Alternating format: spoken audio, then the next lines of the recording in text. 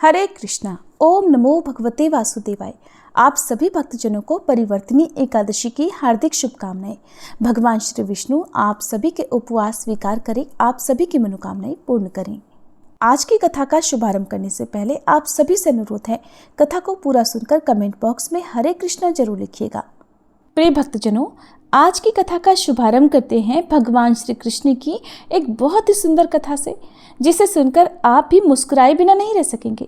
और हम चाहते हैं कि आपका दिन बहुत ही शुभ और मंगलमय हो, आप सदा मुस्कुराते रहें। तो चलिए अब आपको सुनाते हैं कान्हा जी की कथा। कान्हा जी और उनके भक्तों के प्रति निश्चल प्रेम का एक अटूट बंधन होता है। कान्हा के भक्त जब भी उन्हें सच्चे मन से पुकारते हैं, वो किसी न किसी रूप में अपने भक्त से मिलने के लिए पहुंच ही जाते हैं। ऐसे ही एक बार किसी गांव में एक पंडित जी रहा करते थे। वो रोज रोज घर घर जाकर भगवत गीता का पाठ किया करते थे, क्योंकि कान्हा जी को ऐसे लोग बहुत ही प्रिय हैं जो सदा भगवत गीता का पाठ करते हैं या सुनते हैं। और कान्हा जी की विशेष कृपा भी ऐसे भक्तों पर सदा बनी रहती है। अब एक दिन उन पंडित जी को जब वे जा रहे थे, रास्ते में कुछ चोरों ने पकड़ लिया और डांटते हुए पूछने लगे कि तेरे पास जो कुछ भी है हमें दे दे। पंडित जी हाथ जोड़कर बोले, बेटा मेरे पास तो कुछ भी नहीं है, बस यही एक भगवत गीता की पुस्तक है, चाहो तो तुम इसे ले लो, और अगर तुम्हें कुछ चाहिए तो तुम एक काम करना, मैं यहीं पड़ोस के घर में जाकर रोज भगवत गीता का पाठ करता हूँ। वो यजमान बहुत दानी लोग हैं, जब मैं वहाँ पर कथा सुना रहा हूँगा तब तुम उनके घर में आकर चोरी कर लेना, क्योंकि उस समय तो सभी लोग कथा सुनने में व्यस्त रहेंगे, तब तुम्हें चोरी करने में आसानी रहेगी। चोर पंडित जी की ये बात मान गया और पंडित जी को छोड़ दिया। अगले दिन जब पंडित जी उसी पड़ोस के घर में कथा सुना रहे थे, तब पंडित जी के कहे अनुसार वो चोर भी वहाँ आ गया। पंडित जी ने उस चोर को देख लिया था। अब वे अपनी कथा के बीच में उस चोर को सुनाते हुए कहने लगे कि यहाँ से मीलों दूर एक गांव है वृंदावन, वहीं पर एक लड़का रहता है जिसका नाम है कान्हा। वो अक्सर वहाँ आया करता है। वो हीरो जवाहरातों से सदा लदा रहता है। अगर कोई लूटना चाहता है तो उसको लूट ले। वो रोज रात को उस पीपल के पेड़ के नीचे आता है, जिसके आसपास बहुत सारी झाड़ियाँ हैं।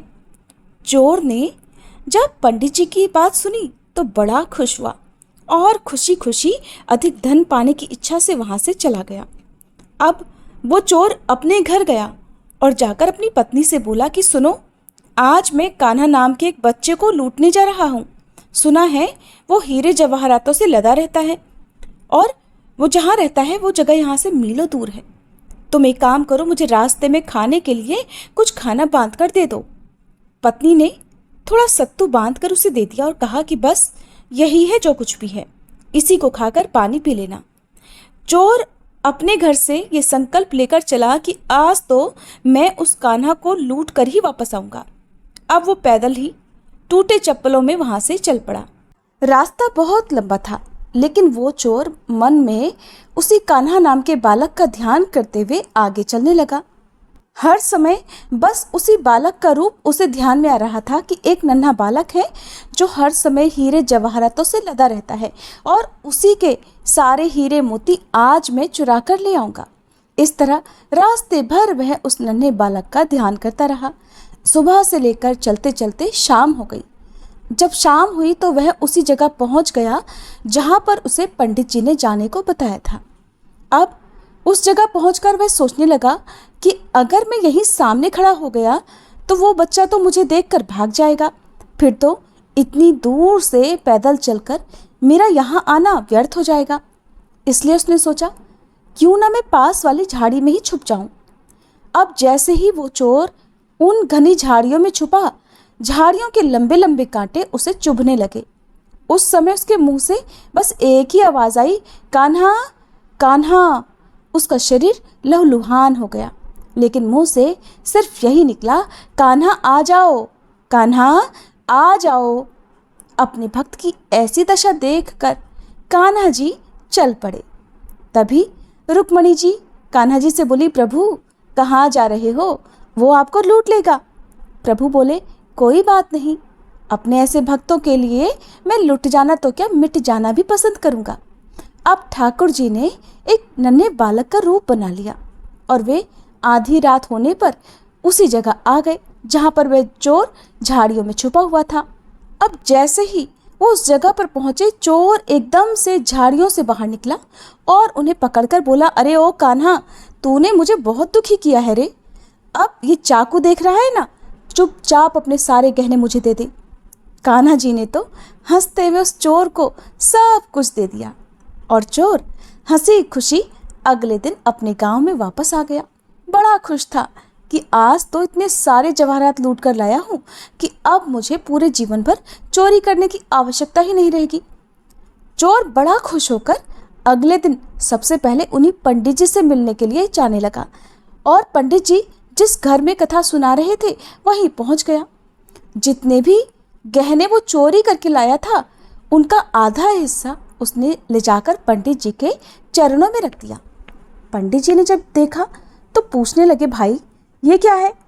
तब वह चोर बोला, पंडित जी, आपने ही तो मुझे उस कान्हा का पता दिया था और मैं तो उसको ही लूट कर ले आया हूँ और ये रहा आपका हिस्सा।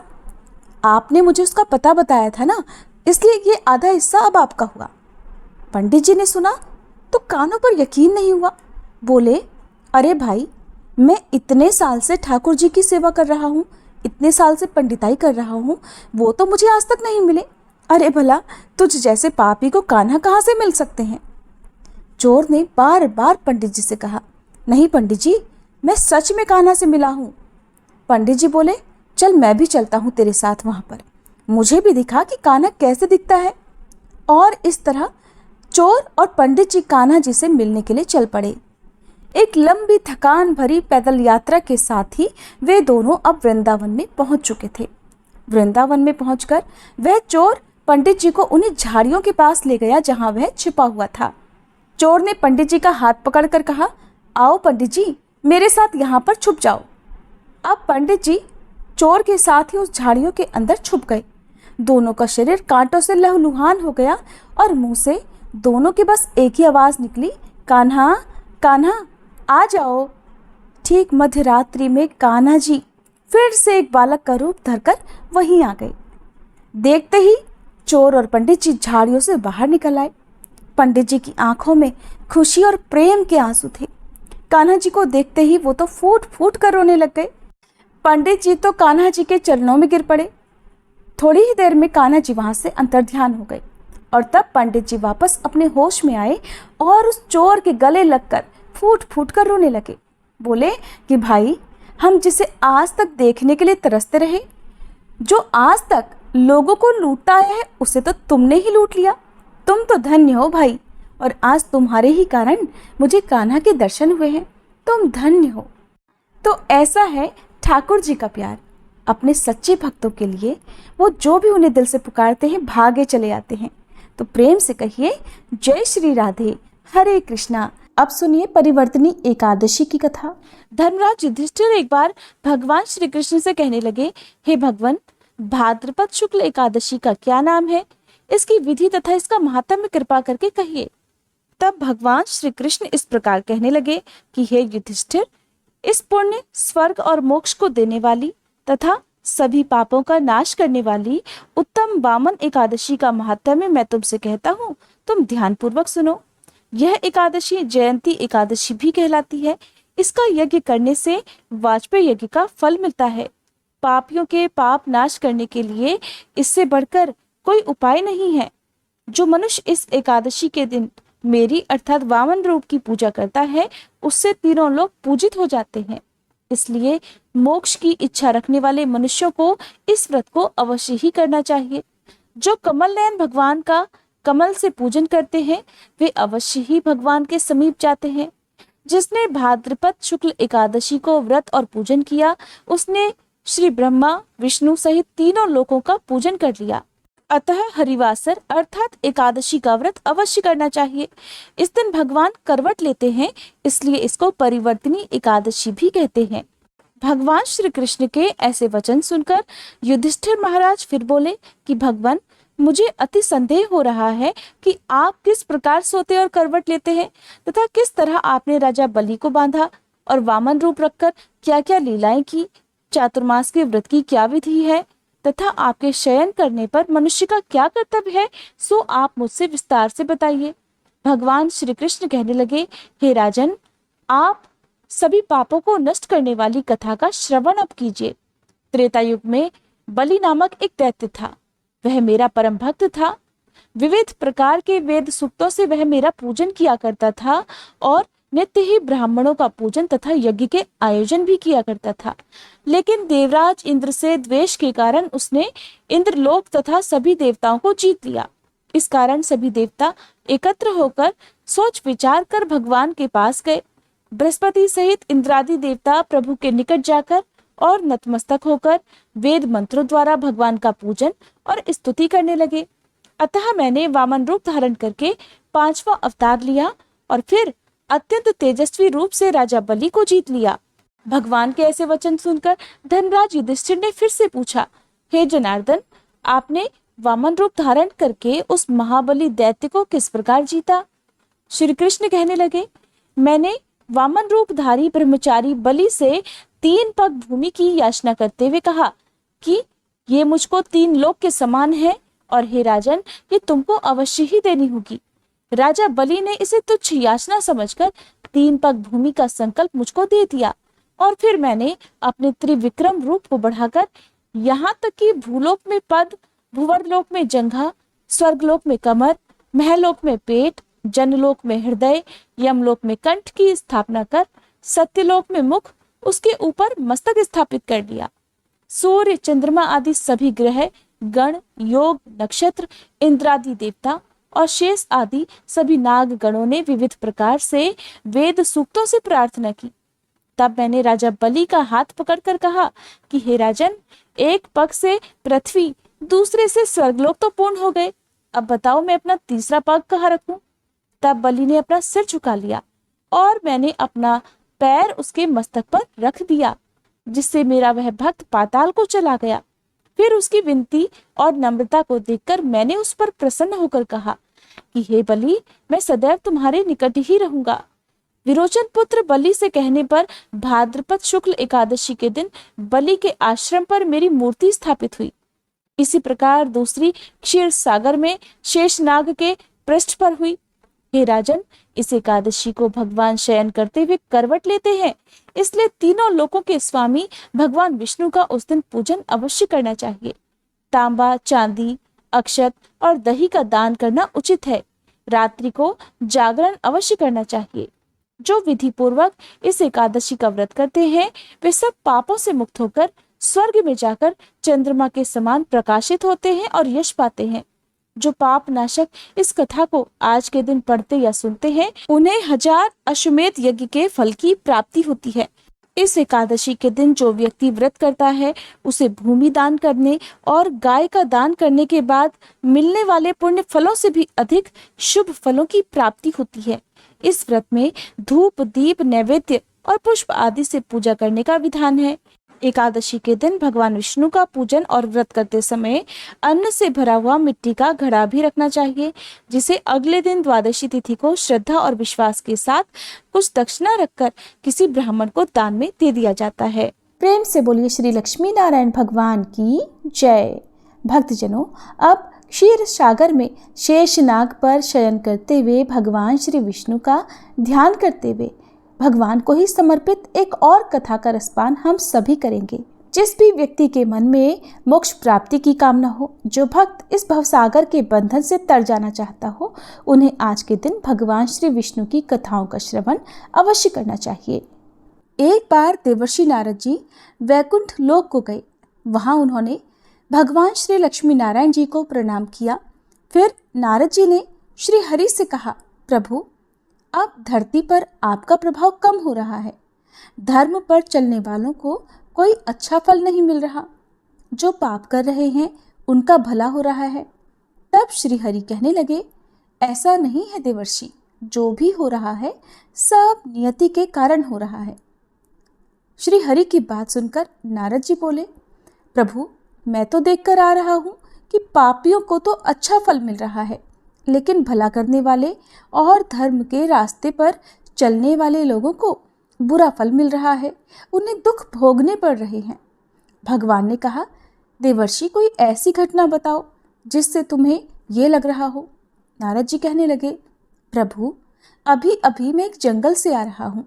वहाँ पर एक गाय दलदल में फंसी हुई थी, कोई भी उसे बचाने वाला नहीं था। थोड़ी ही देर के बाद मैंने देखा कि एक चोर उधर से गुजरा। दलदल में फंसी हुई गाय को देखकर वो रुका तक नहीं, बल्कि उस गाय पर पैर रखकर वह दलदल से भरा हुआ गड्ढा लांघ कर आगे निकल गया। आगे गया तो उस चोर को सोने की मोहरों से भरी एक थैली मिली। थोड़ी ही देर बाद वहाँ पर एक साधु महाराज आए। उन्होंने उस गाय को दलदल में फंसा देखा तो गाय को बाहर निकालने की पूरी कोशिश की और पूरी ताकत लगाकर आखिरकार उस गाय को निकाल लिया। गाय को बाहर निकालने के प्रयास में वह साधु महाराज खुद दलदल से लथपथ हो गए थे। जब वह साधु महाराज आगे बढ़े तो एक गड्ढे में गिर गए और उन्हें चोट लग गई। प्रभु अब आप ही बताइए, ये कौन सा न्याय है? नारद जी की पूरी बात सुन लेने के बाद श्री हरि बोले, देवर्षि ये सही ही हुआ। जो चोर गाय पर पैर रखकर भाग गया था उसकी किस्मत में तो एक खजाना था, लेकिन उसके इस पाप के कारण उसे केवल कुछ मोहरें ही मिल पाईं। वहीं उन साधु महाराज को गड्ढे में इसलिए गिरना पड़ा क्योंकि उनके भाग्य में उस समय मृत्यु लिखी हुई थी, लेकिन एक गाय को बचाने के कारण, दलदल से बाहर निकालने के कारण उनके पुण्य बहुत अधिक बढ़ गए और उनकी मृत्यु बस एक छोटी सी चोट में बदल गई। इंसान के कर्म से ही उसका भाग तय होता है देवर्षि, इसलिए अच्छे कर्म करना कभी भी नहीं छोड़ना चाहिए। श्री हरि की बात सुनकर देवर्षि नारद मुस्कुराते हुए और प्रभु को प्रणाम करते हुए नारायण नारायण कहकर प्रभु की रचाई हुई सृष्टि की अन्य लीलाएं देखने के लिए चल पड़े। प्रेम से बोलिए श्री लक्ष्मी नारायण भगवान की जय। अब सुनिए एकादशी माता की कथा। इस कथा को सुनने से ही एकादशी का व्रत पूरा माना जाता है। श्रोताओं, एक बार एक बूढ़ी माँ ने एकादशी का उपवास रखा। बड़े ही भक्ति भाव से वह एकादशी की पूजा किया करती थी। वे बूढ़ी हो चुकी थी। उन्हें वृद्धावस्था में कोई भी ऐसी वस्तु नहीं चाहिए थी जो वे एकादशी का उपवास रखती, क्योंकि एकादशी का उपवास रखने से तो श्री हरि की कृपा से सब कुछ मिल जाता है। वो बूढ़ी माँ तो अपने बच्चों के लिए, अपने परिवार की सुख सुविधा के लिए इतना कठिन व्रत रखती थी। वे दिन भर तो बड़ा कठिन मन करके और अपनी प्यास को किसी तरह से रोके रही, क्योंकि एकादशी के व्रत में वो जल की एक बूंद भी ग्रहण नहीं करती थी। द्वादशी को ही जल पीकर वो अपने व्रत का पारणा किया करती थी। दिन भर उन्होंने किसी प्रकार अपने मन को संयमित रखा, पूजा पाठ की, व्रत की कथा पढ़ी सुनी और फिर पंडित जी को मिट्टी के एक पात्र में भरकर पानी और मौसमी फल दान में दिए। दोना भरकर शक्कर भी वितरित की। उन्हें गर्मी के कारण बड़ी बेचैनी हो रही थी।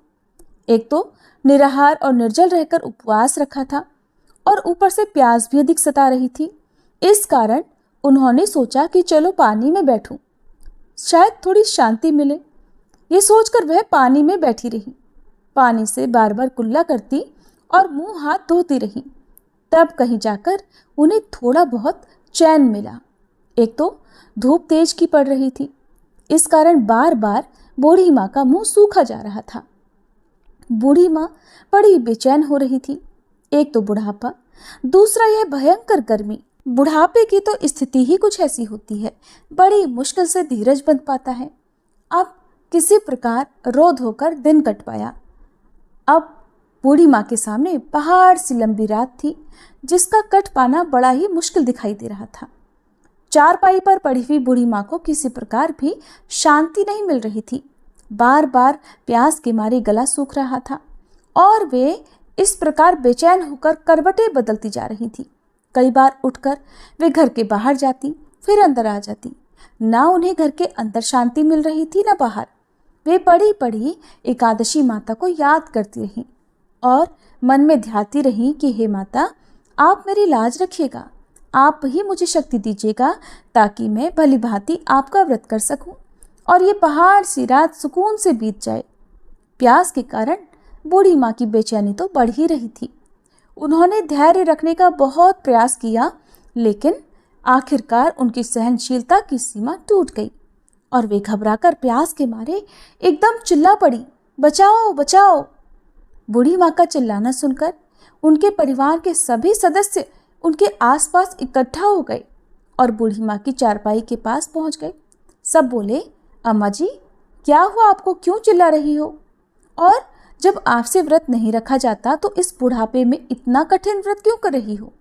अम्मा जी, अगर शरीर में ताकत है तभी तो भक्ति हो पाएगी। आप पानी पी लीजिए। बूढ़ी माँ अपने परिवारजनों से बोली, मेरे तो प्यास के मारे प्राण ही निकले जा रहे हैं, जरा जल्दी से मेरी छाती पर ठंडे पानी का घड़ा तो रख दो। नातियों ने दौड़कर दादी की छाती पर ठंडे पानी का बर्तन रख दिया। तब कहीं जाकर उन्हें थोड़ा बहुत सुकून मिला और जब सुकून मिला तो थोड़ी देर के लिए उन्होंने अपनी आंखें बंद कर ली। इधर एकादशी माता सोचने लगी, ये है तो बूढ़ी माँ, लेकिन बड़े नियम से मेरा व्रत रखती हैं, चलकर इनकी परीक्षा लेनी चाहिए। ऐसा विचार कर एकादशी माता आधी रात को मुर्गा बनकर कुकड़ू कू करने लगी।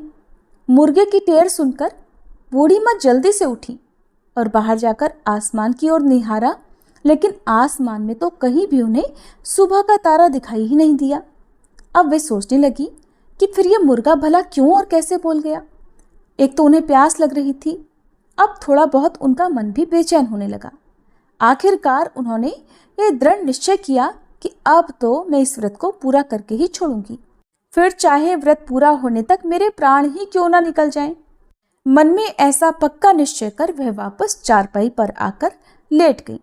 थोड़ी ही देर के बाद एकादशी माता ने उनकी फिर से परीक्षा लेनी चाहिए, तो वह एक छोटी सी कन्या का रूप धरकर गिलास में मीठा पानी लेकर उनके सिरहाने खड़ी हो गई और जोर से बोली, दादी जी, सवेरा हो गया है, आप हाथ मुंह धोकर शरबत पी लीजिए।